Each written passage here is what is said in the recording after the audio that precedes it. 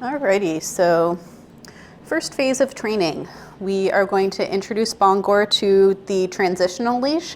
What I have him on right now is just a slip lead, similar to what they use at the vet or the groomer.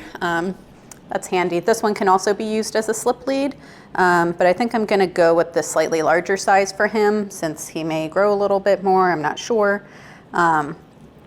It has a safety, which is nice. Since he has short little legs, I'm just going to tie it in a knot so he doesn't trip himself on it. But this is to attach the training leash to his regular collar so that if he was to somehow slip out of it, he's still going to be attached to something. So I always like to have safety backups for things. So here we go. We just attach the safety here. I'll take off his other collar, put on the slip lead version of this.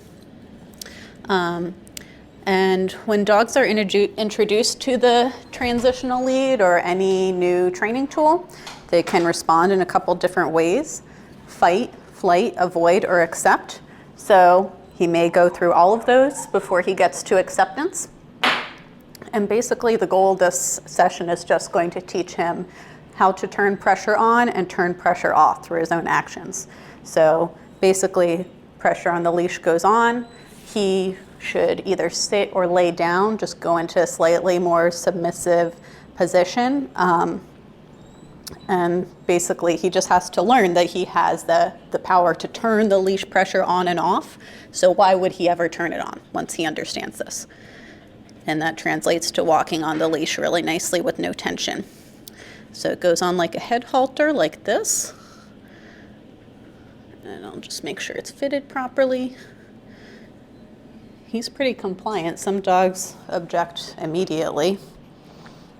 So I'm just doing gentle leash pressure up and just waiting for him to sit.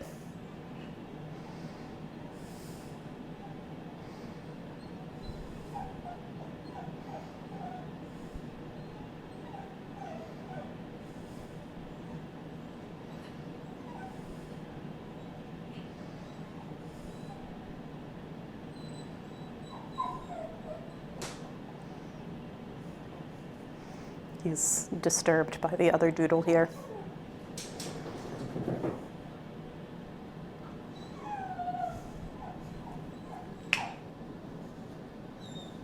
No? Okay. Good.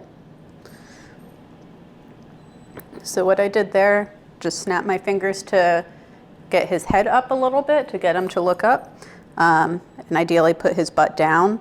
I turned my body towards him so that I'm using a little bit of spatial pressure, like getting in his space a little bit. And he's going to stand up at some point, and we'll just go through this process again.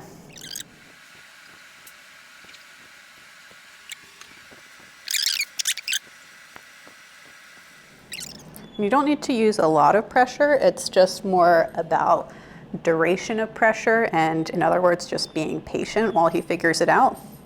So you keep everything the same and he'll adapt to you.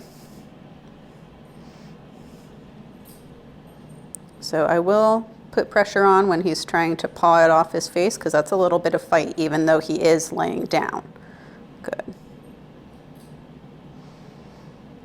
But otherwise, when he's doing what we want, the leash is loose and comfortable and everything's good.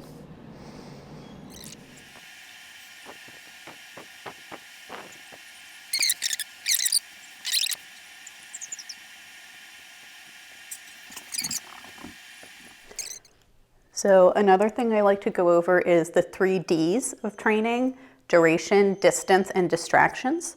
So right now we're working on duration, just asking him to sit or lay down as long as I want him to.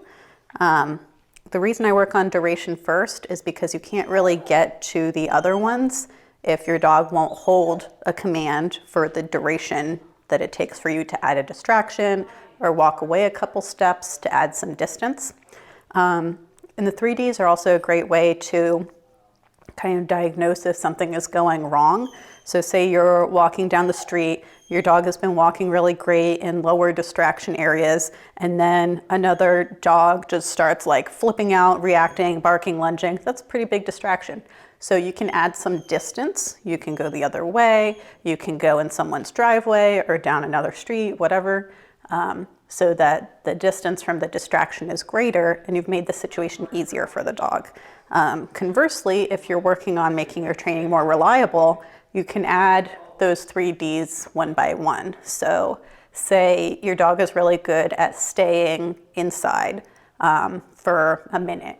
If I was to do that outside, I would do it at a short distance and for a short duration because you've just increased the distraction. So you can kind of toggle those working on one thing at a time, because then you can tell what the issue truly is rather than just like, oh my God, my dog never sits when I tell him to. Think about what else is happening, and then you'll be able to figure out what it is about the situation you need to fix and practice.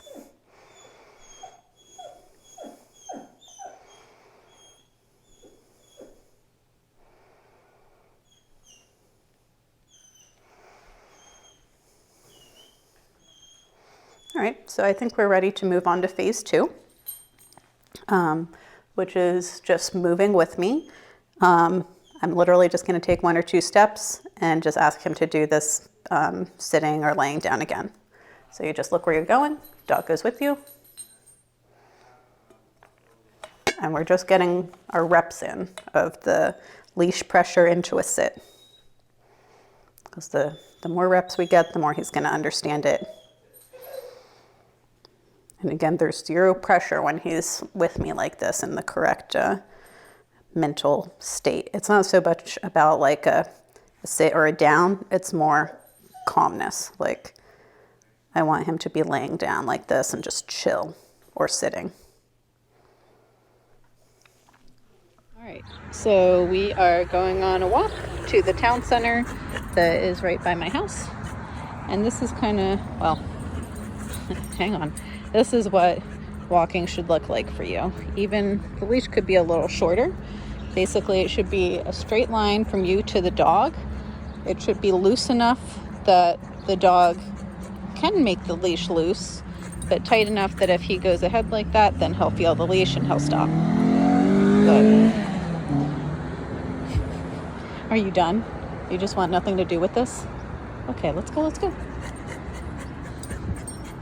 So particularly since you live in the city, I wanted to go on a little busier walk. This is like right across 270. Like this bridge goes over the highway.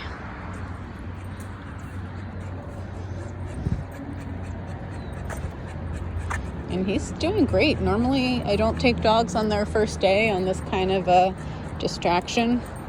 But he's responding to the leash pressure.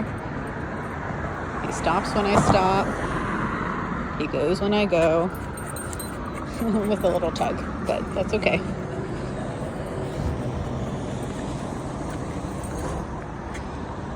If he has a little protest, you just go back to step 1. Let's go. Are you sure this dog isn't trained already?